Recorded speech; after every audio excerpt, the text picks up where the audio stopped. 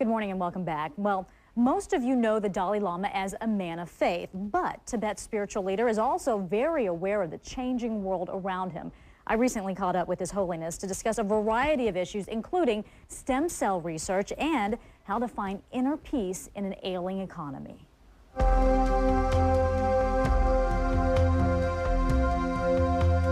Your Holiness, as you travel around the U.S. and to colleges like Nova Southeastern University, what's your main message to Americans? Of course, everybody used to want happy life. Sometimes you see people, in order to achieve the happy life, successful life, entirely relying on external means, money, power, or some other things. I think that's a mistake. Ultimately, the source of happiness or joyfulness is very much within ourselves. And once our mind more calm, more joyful, then our sort of activities also can be more effective because it can be more realistic. Many have lost their jobs, they've lost their homes. There's a lot of worry in them. So how do you find that peace, that happiness, when you have all of this to deal with? The internal value, there's no limitation. If you make effort, it is development continuously and very stable. The material value, even someone who owns whole world, maybe still discontent. Right. So there is a limitation in any case. So I think America, perhaps, I think you take for granted all your sort of better facility. So then all the certainty something happened, then too much disturbances. And I think the American people, of course, the richest country, so sometimes maybe your lifestyle, maybe a little too much luxury sort of life. Too much excess. Too much excess. So better, you see, of course, basic requirement is highly necessary. But then, beyond that, I think better to little... simplify. Simplify, yes. Simple way of life. Your Holiness, let me ask you this. Do you think you will ever go back to a free Tibet? Oh, yes, certain. We, everybody, all Tibetan, believe things will change. What do you think about stem cell research when it comes to that and religion? That's okay. So long intention is some help or some benefit to humanity.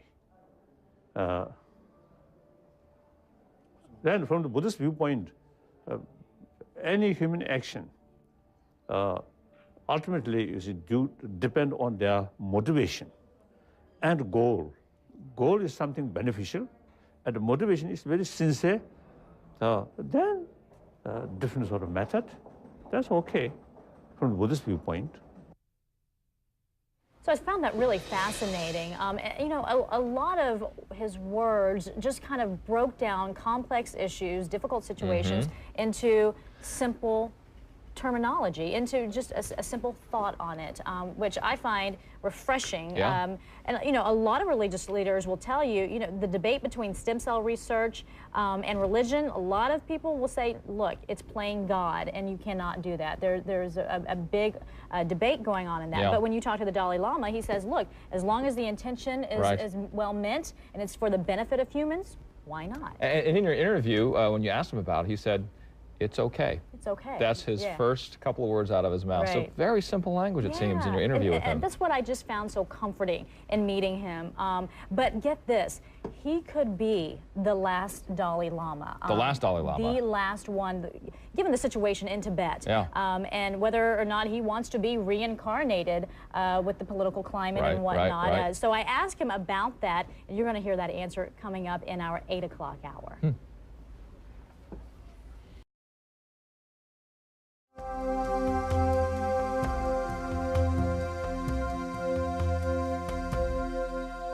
You're the 14th Dalai Lama.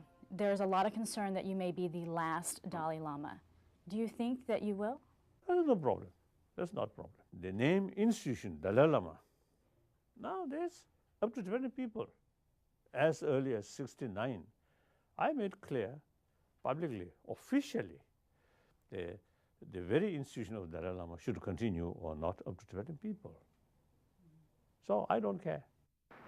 For a man of peace, the 14th Dalai Lama has been unable to avoid a life of controversy. In 1937, he was just 2 years old when monks believed he was their reincarnated leader. The world was changing around the young boy. By 1959, Communist China had tightened its grip on Tibet. The Dalai Lama fled for his life to India and remains in exile today. His Holiness is fully aware China will install its own Dalai Lama, so there could be two, but only one that carries on the Tibetan tradition. In order for that to continue, the Dalai Lama may choose to be reincarnated outside of Tibet, and that's not all that could change. The 15th Dalai Lama could even be a female. In case people want to keep this institution, and also the successor, also said people want to follow traditional way, then they search one boy or one child. That also there's depends circumstances. If the people want is a female, then that also is possible. In any way, if the circumstances still remain like this, we are outside Tibet. And then the reincarnation of Dalai Lama logically find in free country. Why? The very purpose of the reincarnation is to carry continuously the task which started previous life. So I come in a free country. I escape to free country to certain purpose. So till that purpose not fulfilled, not achieved, then the reincarnation must be, true reincarnation must be who carry continuously that task not yet established, not yet achieved, So accomplished. It like will that. continue. Yes. Meanwhile, the Chinese government, even now, the last few years already is talking about the 15th Dalai Lama. So sometimes Chinese government more concerned about 15th Dalai Lama than me. Political reason, of course. So they may choose one is a Dalai Lama, but that's official Dalai Lama, but not Tibetan's heart Dalai Lama. Your Holiness, let me ask you this. Do you think you will ever go back to a free Tibet? Oh yes, certain. We, everybody, all Tibetan, is a belief. Things will change. So there is, we always hope, there's a return. In this lifetime, do you think you will? Oh yes, certainly, certainly. You turn But that's our 75 hope. this summer, in this Oh. lifetime. Yes, this is our hope. Betty Nugyen, CNN, Plantation, Florida.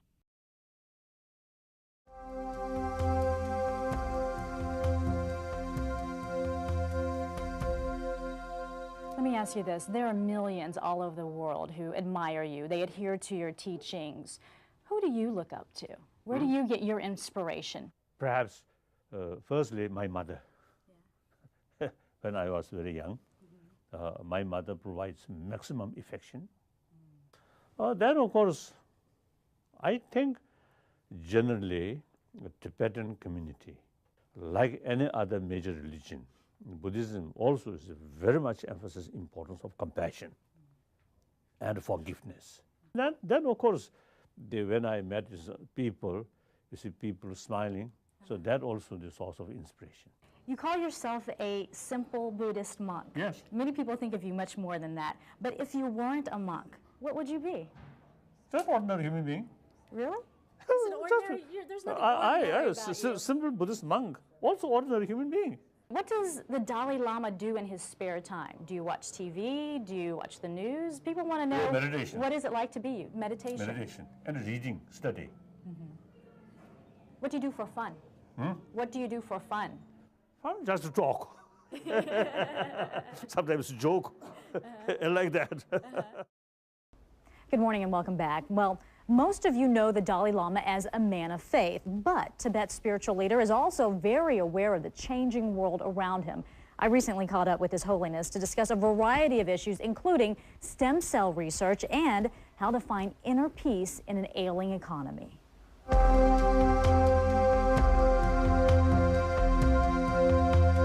Your Holiness, as you travel around the U.S. and to colleges like Nova Southeastern University, what's your main message to Americans? Of course, everybody wants happy life.